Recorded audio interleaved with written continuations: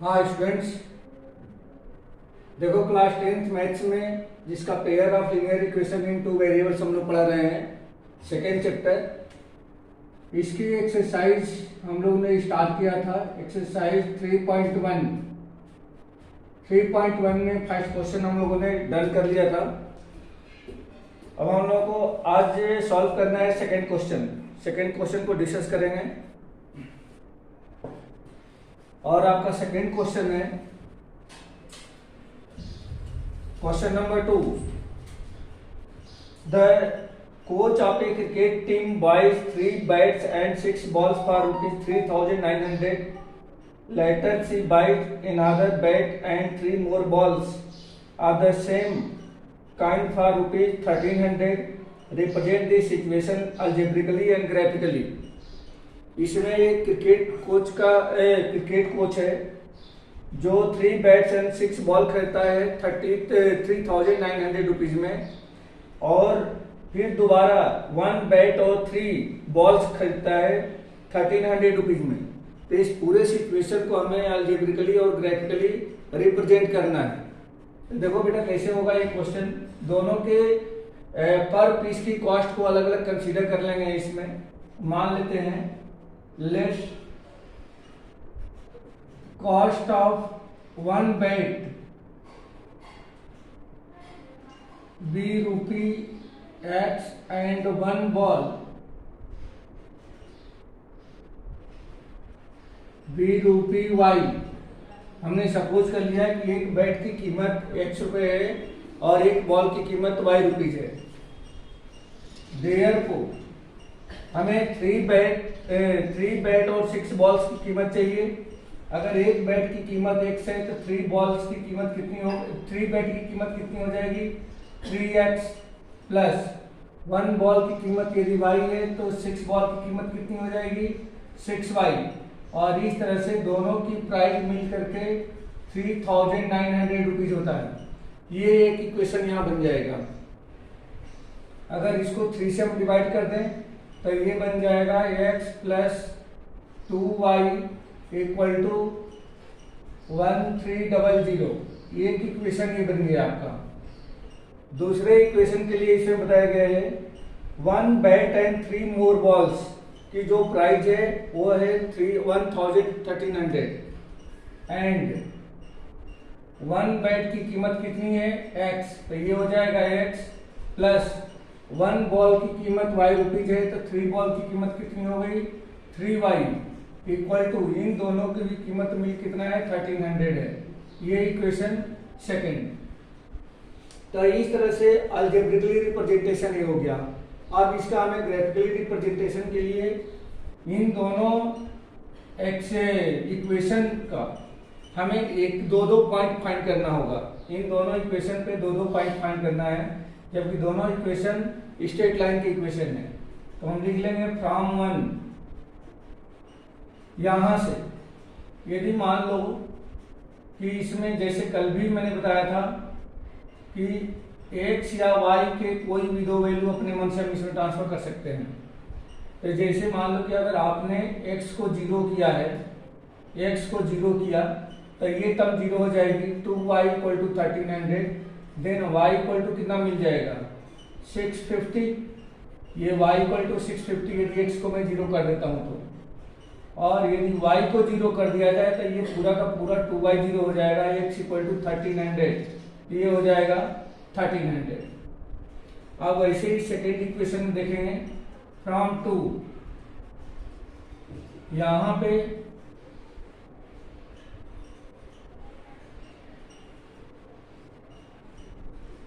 X Y, अगर y को 0 करते हो तो x इक्वल टू 1,300 मिलेगा, x इक्वल टू 1,300।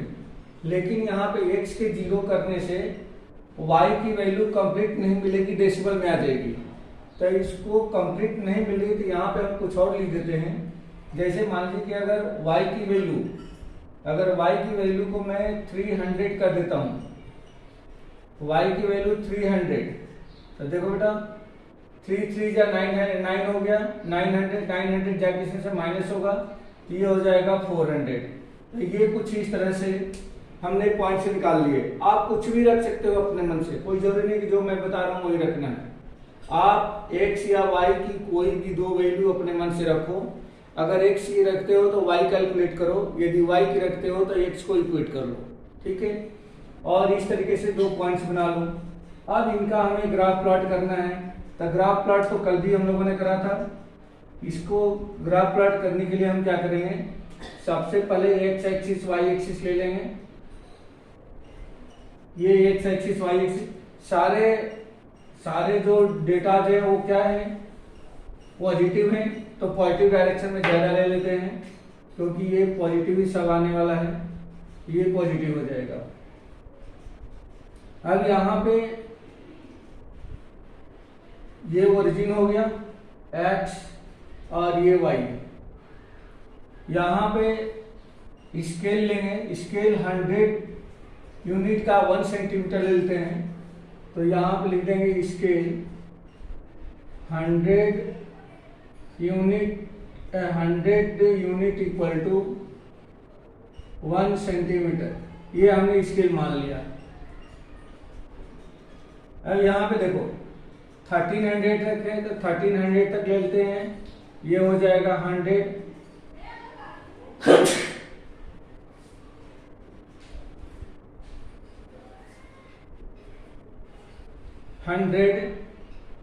200 300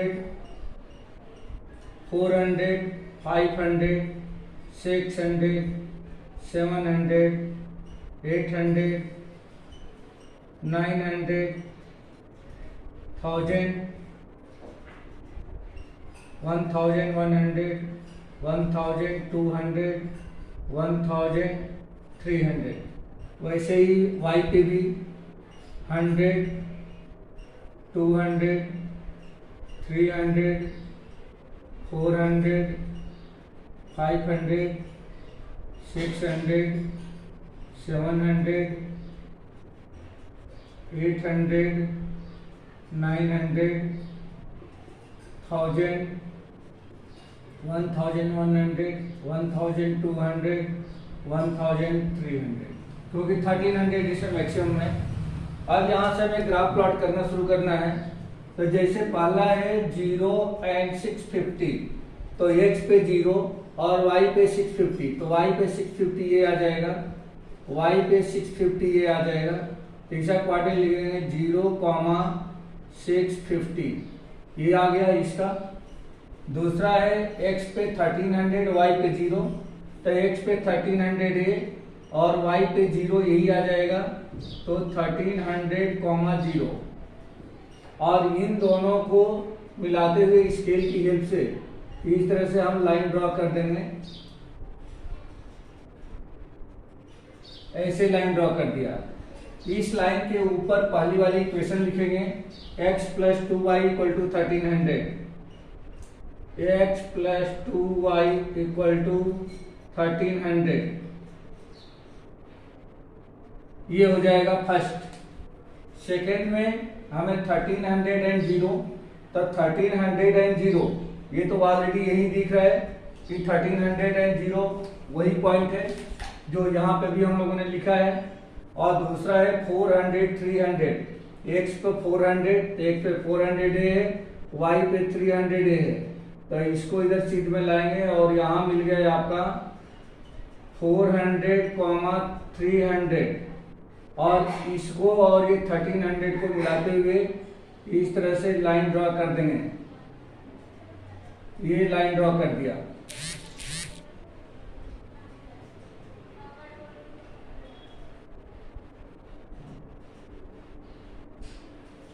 ये लाइन ड्रॉ हो गया।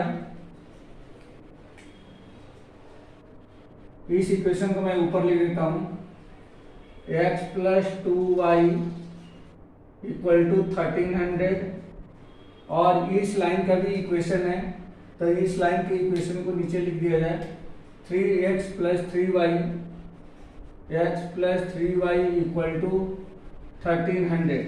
तो इस तरीके से ये अलजेब्रिकली और ये ग्राफिकली ये दोनों रिप्रेजेंटेशन हो गया। ठीक है बेटा।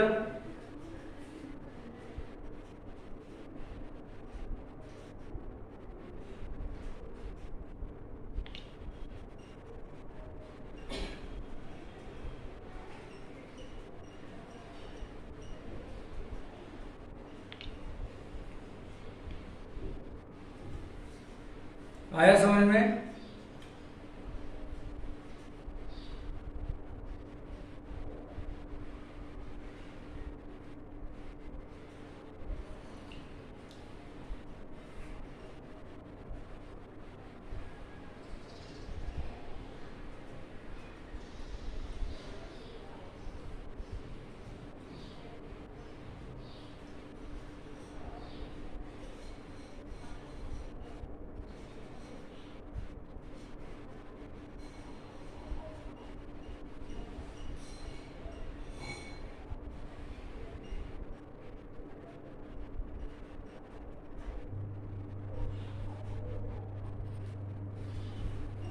चलो लास्ट क्वेश्चन देखो इस एक्सरसाइज का।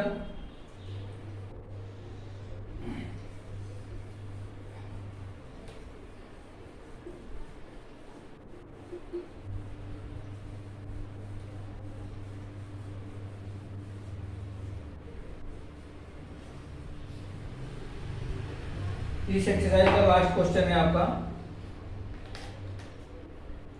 The cost of 2 kg apples and 1 kg of grapes on a day was found to be rupees 160. Do 2 kg Apple and 1 kg grapes की जो कीमत है वह 160 रुपीज है। After a month, the cost of 4 kg of apple and 2 kg of grapes is rupees 300. Represent the situation algebraically and graphically. तो same question है इसके पहले के जैसा। Question number 3, let cost of 1 kg apple be ₹X and 1 kg of grapes ₹Y। हमने consider कर लिया 1 kg apple की कॉस्ट X रुपीज है, जबकि 1 kg ग्रेप्स की कॉस्ट कितनी है, Y रुपीज है। तो हमें पहले सिचुएशन में 2 kg एप्पल और 1 kg ग्रेप्स की कीमत 160 दे रखी है। Therefore cost of 2 kg apple means 2X plus 1 kg of grapes means Y equal to 160 rupees. 2 kg apple और 1 kg ग्रेप्स की कीमत टोटल कितनी है, 160 रुपीज। ये फर्स्ट इक्वेशन बन जाएगा। सेकेंड इक्वेशन में इसमें कंडीशन दे रखी है 4 kg of grapes and 2 kg of 4 kg of apple and 2 kg of grapes. 4 kg of apple means 4X plus 2 kg of grapes means 2Y equal to 300। ये equation थोड़ा simplify होगा, 2 से इसको divide कर देंगे तो ये हो जाएगा 2X plus 1Y equal to 150 और ये इक्वेशन मिल जाएगा सेकेंड। तो इस तरीके से अलजेब्रिकली रिप्रेजेंटेशन इसका हो गया।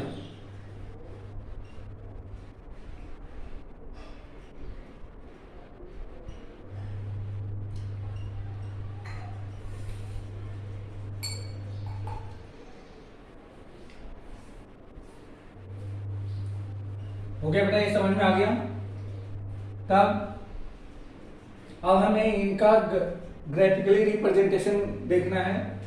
तो इसको सेम वैसे ही पहले वाले इक्वेशन और दूसरे वाले इक्वेशन पे दो दो पॉइंट हमें इसमें फाइंड आउट करना होगा। तो फ्रॉम 1 पहले इक्वेशन से, अगर पहले इक्वेशन से हम लोग 2 पॉइंट बनाने हैं तो x की कोई भी वैल्यू, y की कोई भी वैल्यू रख दो। यहाँ पे पूरी तरह से डिवाइड हो रहा है तो हमें मिल जाएगा xy। अगर x को 0 करते हो तो ये पूरी टर्म 0 हो गई, तो y इक्वल टू सीधे मिल जाएगा 160। और यदि y को 0 करते हो तो x इक्वल टू ये 0 हो गया, x इक्वल टू 160/2 यानी ये हो जाएगा 80। तो ये ऐसा मिल जाएगा। इसी तरह से दूसरे वाले इक्वेशन से फ्रॉम 2 यहां से ये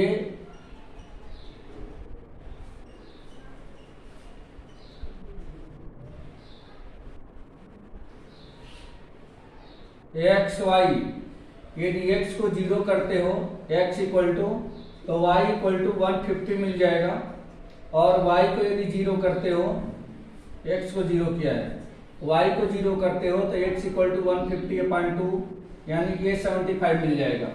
तो इस तरीके से हमने दोनों लाइंस पर ये पॉइंट, दो पॉइंट्स हमने फाइंड आउट कर लिए। अब इसका हमें ग्राफ प्लॉट करना है, तो सेम वैसे ही इसका भी ग्राफ प्लॉट कर देते हैं।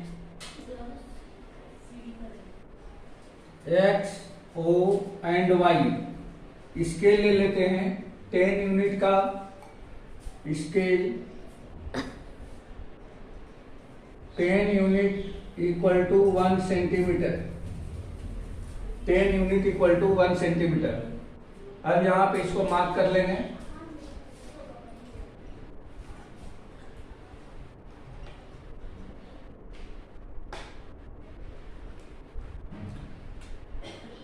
ये 160 है, तो 10 यूनिट में तो ये हो जाएगा 16, मीन्स 1 2 3 4 5 6 7 8 9 10 11 12 13 14 15 एंड 16।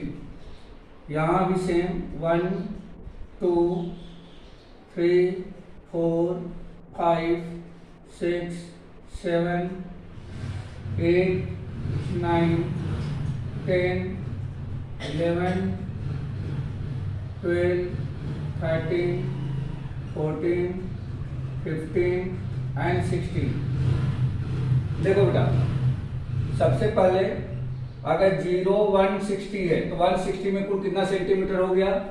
10 में अगर 1 सेंटीमीटर है तो 160 को 10 से डिवाइड कर दिया तो 16 सेंटीमीटर हो गया, और x 0 है तो इसका पहला पॉइंट ये मिल जाएगा आपको यहाँ पे, जिसका कोऑर्डिनेट होगा 0,160, ये पॉइंट मिल गया। दूसरा 80,0 तो 80 में 8 हो जाएगा, 10 से डिवाइड कर देंगे तो ये हो जाएगा 8, ये हो जाएगा 80,0, और इन दोनों को मिलाते हुए इस तरह से हमने लाइन ड्रॉ कर दिया। ये आपको स्केल लगा कर करनी है, बिल्कुल स्ट्रेट लाइन आएगी बेटा, क्योंकि ये जो इक्वेशंस होते हैं ये स्ट्रेट लाइन के ही इक्वेशन होते हैं। अगर मैं दूसरा पॉइंट 1 0 150 तो 0 और 15 आ जाएगा, तो 15 पे हम लोग y एक्सिस पे जाएंगे तो ये आ जाएगा 0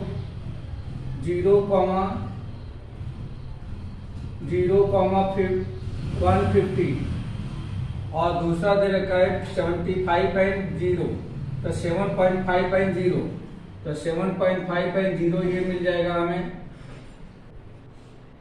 75.0 ये मिल गया।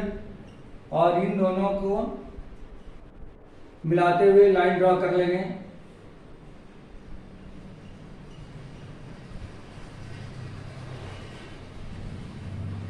ये हमें लाइन मिल गई, ऐसी लाइन मिलेगी, ये ऐसी लाइन मिलेगी जो कहीं आगे जा करके इसको क्या करेगी, इंटरसेक्ट कर जाएगी। ये इसको कहीं आगे जा करके ये लाइन इंटरसेक्ट कर जाएगी। ये बिल्कुल पैरेलल नहीं है, ये पैरेलल नहीं है, कहीं न कहीं जाकर के इंटरसेक्ट करेगी। अब इस लाइन पे हम लिख देंगे 2x plus Y equal to 150, और ऊपर वाली लाइन का इक्वेशन जो दिया गया है वो है 2x plus Y equal to 160, और इस तरह से अलजेब्रिकली एंड ग्राफिकली ये रिप्रेजेंट हो गया। ठीक है बेटा।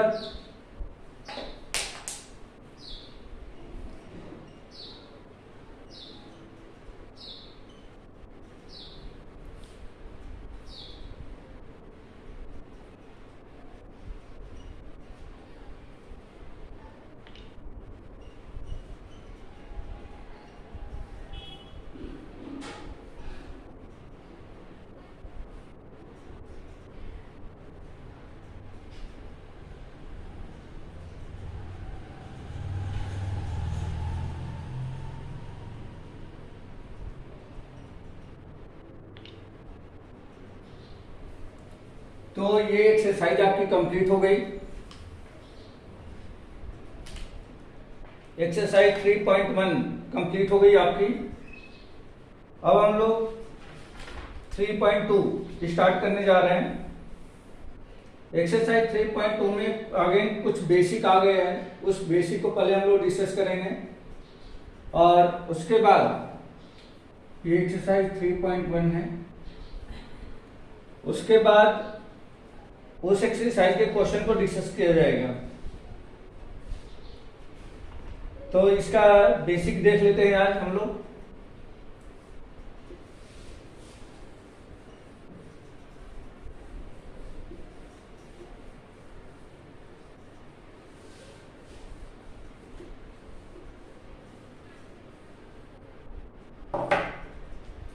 एक्सरसाइज 3.2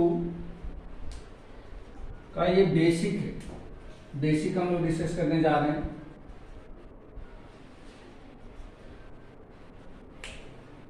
सबसे पहले जो pair of linear equation in two variables दिए गए हैं वो है आपका a1x plus b1y plus c1 equal to 0 and a2x plus b2y plus c2 equal to 0।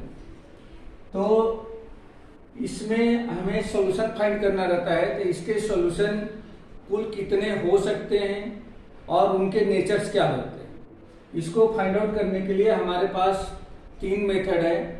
Sorry, एक तो ग्राफिकल मेथड है और एक दूसरा थ्योरेटिकल मेथड है। तो हम ग्राफ बनाएंगे तो उनका ग्राफ किस टाइप से आएगा, जिसको हम लोग कह सकते हैं कि वो किस टाइप का सॉल्यूशन है। और बिना ग्राफ बनाए भी हम लोग कैसे बता सकते हैं कि इसमें सॉल्यूशन का नेचर क्या है। तो इसमें सबसे पहले हम लोग इक्वेशंस देखेंगे। अगर मान लीजिए पहली कंडीशन ये है,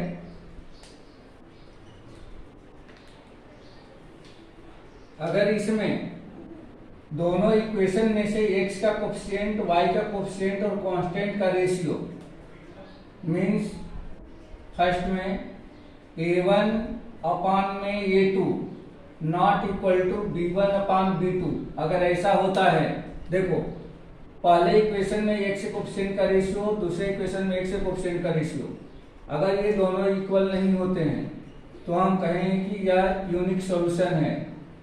यूनिक सॉल्यूशन है, ठीक है बेटा, यह यूनिक सॉल्यूशन कहलाएगा। यदि दूसरा, यदि a1 अपान में a2 equal to b1 upon b2 but not equal to c1 upon c2 होता है तो इस सिचुएशन में यह नो सॉल्यूशन कहलाएगा। नो सॉल्यूशन, यूनिक सॉल्यूशन से मतलब यह है कि इसकी एक वैल्यू मिलेगी, x की एक और y की एक मिलेगी। नो सॉल्यूशन मतलब इसमें x और y की कोई वैल्यू नहीं मिलेगी। और तीसरी जो कंडीशन है, तीसरी वो है a1 अपान में a2 equal to b1 upon b2 equal to c1 upon c2, अगर तीनों इक्वल आते हैं तो इसमें हम लोगों को मिलता है infinite many solution. Infinite many solution ये हमें मिलेगा। अब इसका ग्राफिकल रिप्रेजेंटेशन कैसा होता है वो देखिए। अगर यूनिक सॉल्यूशन है तो इसका ग्राफिकल रिप्रेजेंटेशन में दोनों लाइन को जब हम ड्रॉ करेंगे तो ये कहीं न कहीं एक दूसरे को इंटरसेक्ट करेगी। मतलब यहाँ पे इंटरसेक्टिंग लाइन मिलेगी। क्या मिलेगी? इंटरसेक्टिंग लाइन, इंटरसेक्टिंग लाइंस ये हमें मिलेगी। अगर नो सॉल्यूशन है तब उस सिचुएशन में इसका जो ग्राफ होगा वह ग्राफ कुछ इस तरह से पैरेलल मिलेगा। दोनों लाइन एक दूसरे के पैरेलल होगी, कभी भी एक दूसरे को इंटरसेक्ट नहीं करेगी और इसको हम लोग बोलेंगे पैरेलल लाइंस। पैरेलल लाइंस अगर ग्राफ बनाते हैं तो पहले सिचुएशन में यूनिक सॉल्यूशन में ऐसा मिलेगा, मतलब एक लाइन दोनों एक दूसरे को कहीं न कहीं इंटरसेक्ट करेगी। अगर इंटरसेक्ट नहीं करती है, पैरेलल मिलती है तो वह नो सॉल्यूशन होगा या उसके लिए कंडीशन होगी। और तीसरा इनफाइनाइट सॉल्यूशन में, अगर इसमें हम लोग देखें तो इनफाइनाइट सॉल्यूशन में जो ग्राफ होता है वह दोनों लाइन एक दूसरे के जस्ट ऊपर मिलेगी, मतलब सिर्फ एक ही लाइन मिलेगी, पहली इक्वेशन के ठीक ऊपर दूसरी इक्वेशन की लाइन मिल जाएगी, मतलब दोनों इक्वेशन का सिर्फ एक ही ग्राफ मिलेगा, तो इसको हम बोलेंगे इनफाइनाइट मिनी सॉल्यूशन।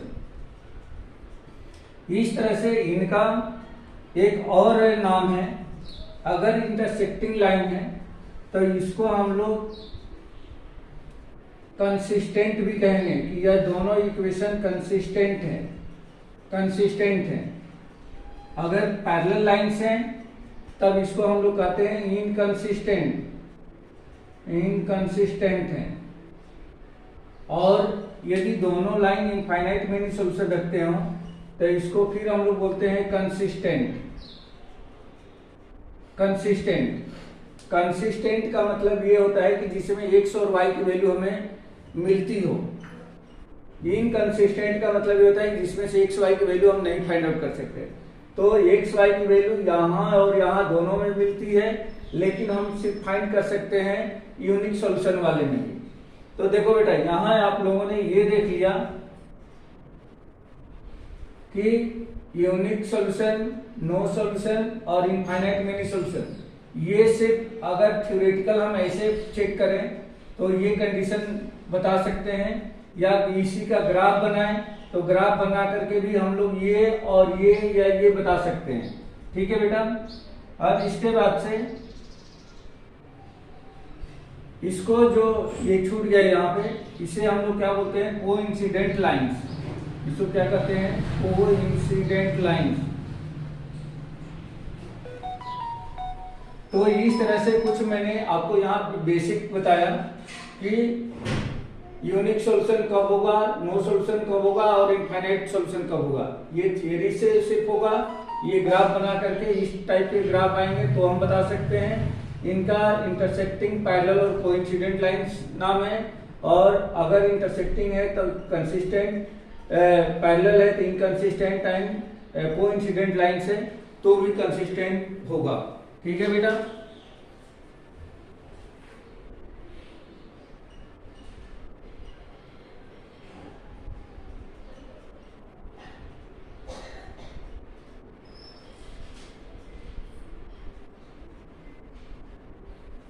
तो बस आज इतना ही। इसके क्वेश्चन को, मतलब 3.2 के क्वेश्चन को हम लोग कल डिस्कस करेंगे।